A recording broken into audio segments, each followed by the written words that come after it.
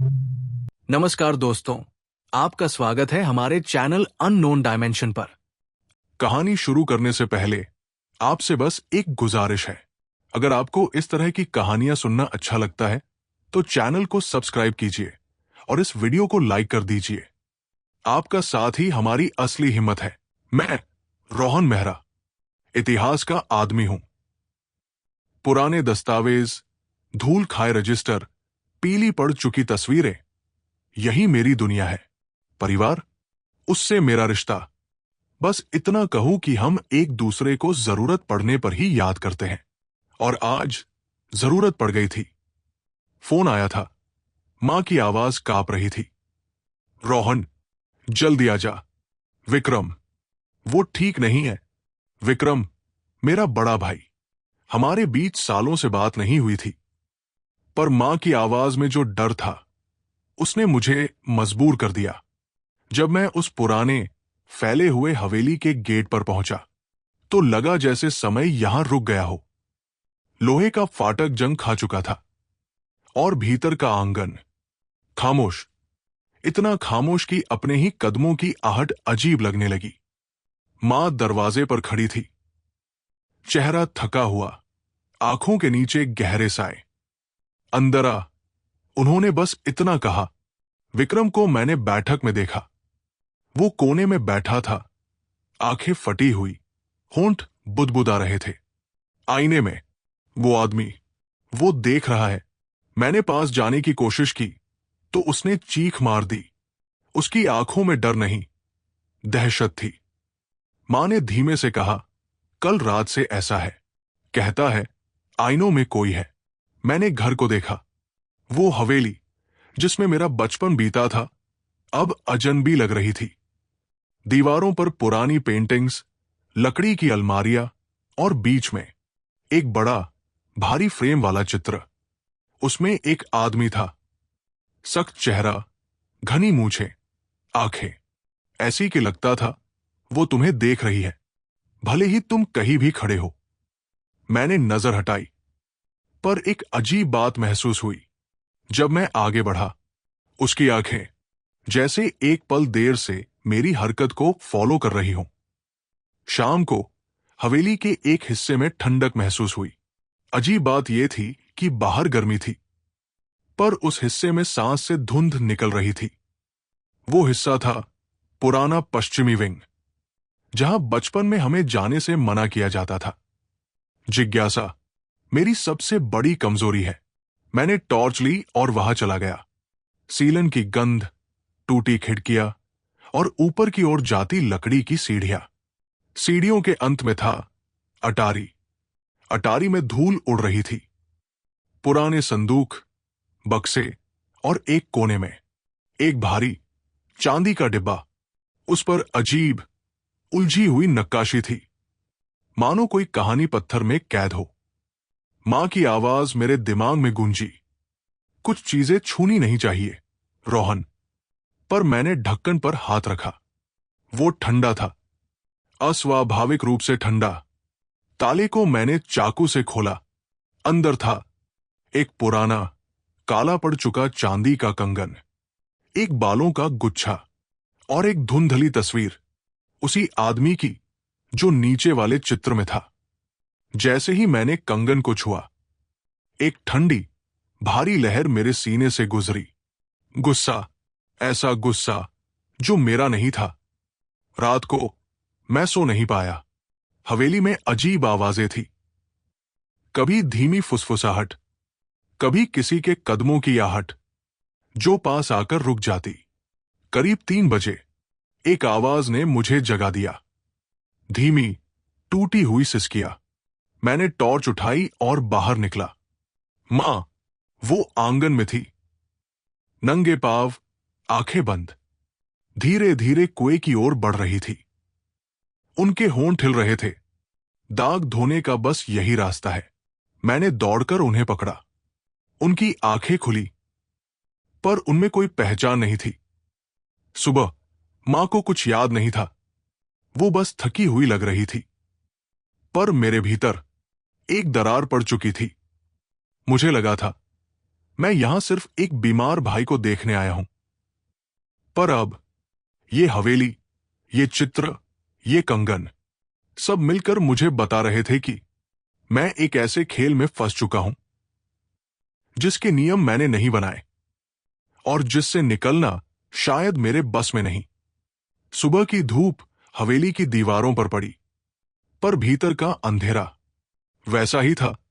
मां रसोई में थी, पर उनकी हर हरकत जैसे किसी अदृश्य बोझ से दब रही थी। विक्रम अब भी अपने कमरे में बंद था और मैं उस कंगन को अपने बैग में रखे बिना चैन नहीं पा रहा था, मानो वो मुझसे चिपक गया हो। मां ने कहा, रात की बात किसी को मत बताना। उनकी आवाज में डर था, पर साथ ही एक अजीब सी थकान।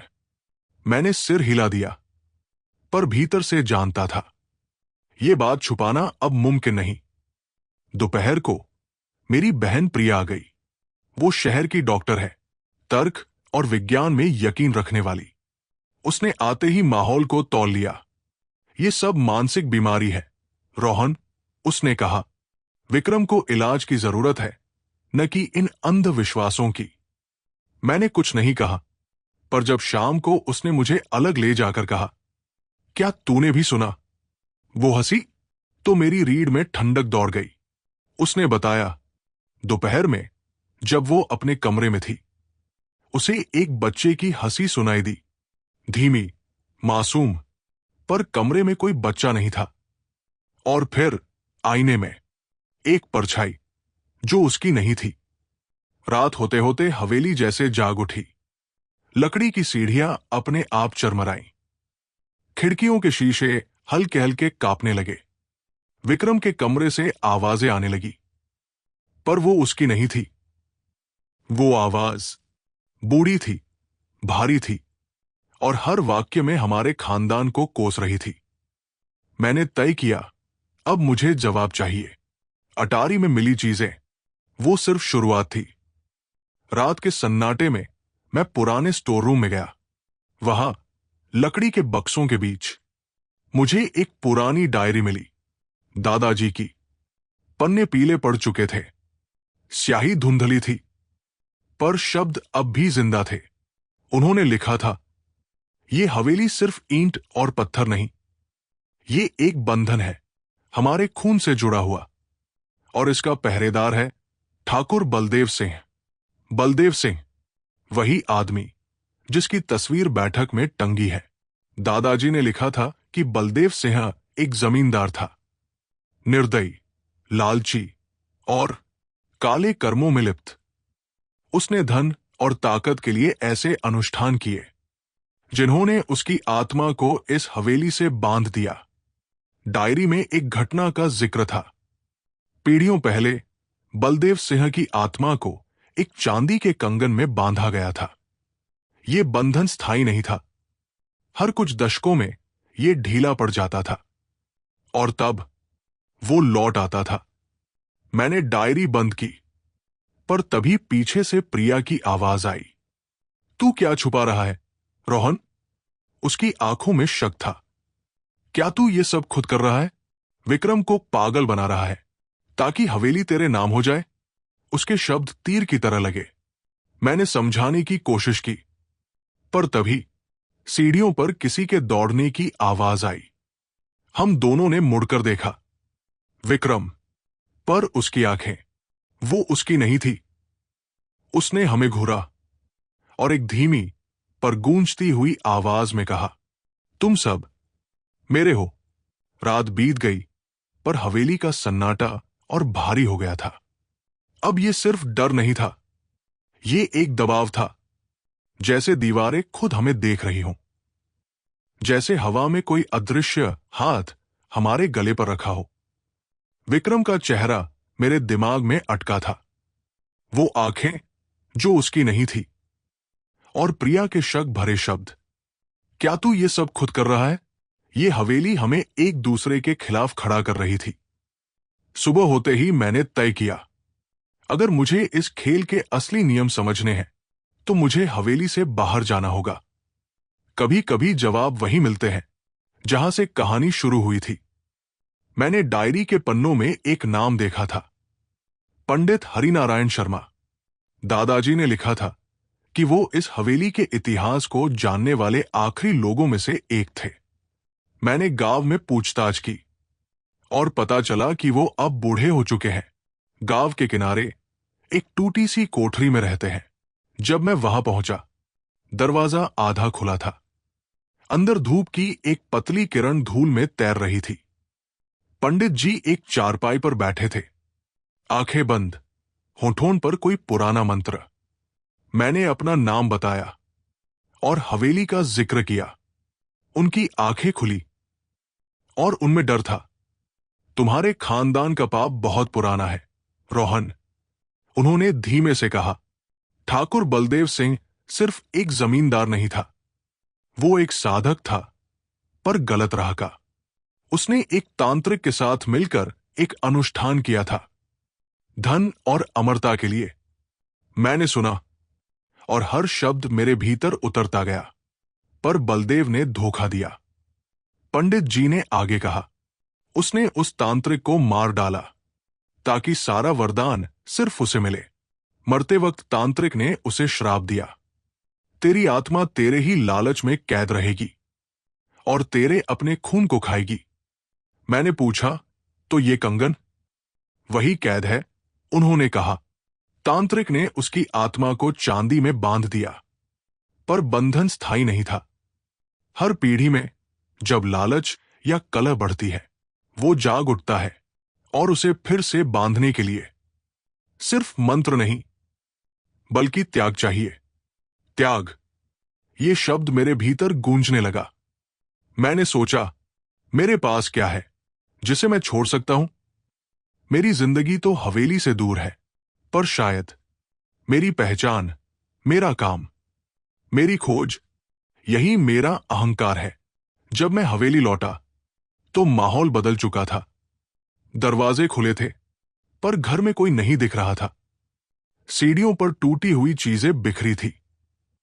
हवा में धुएं और लोबान की गंध थी, पर साथ ही एक सड़ी हुई मीठी सी बदबू।